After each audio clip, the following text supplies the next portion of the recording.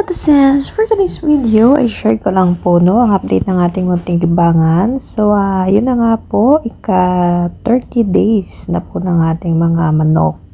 So, ayan po, manok na po sila. At ayan, dumitimbang na po sila ng may tagi-1 kilo na rin at sobra pa yung iba. So, hihintayin lang po natin, may 13 days to 14 pang natitira tayong mga araw para sila ay pakainin.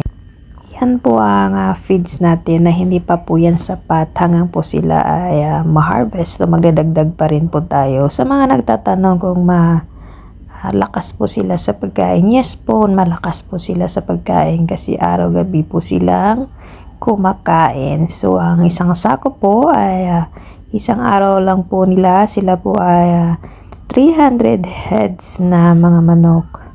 So, dapat po ay may budget po tayong nakalaan para po sa kanila, para matustusan po ang kanilang mga pagkain. At kailanganin po natin i-check ang kanilang mga patubigin kasi malakas po sila sa tubig. At, siyempre sa pagkain na rin po. Kasi yung ilaw ay gabit araw po yan.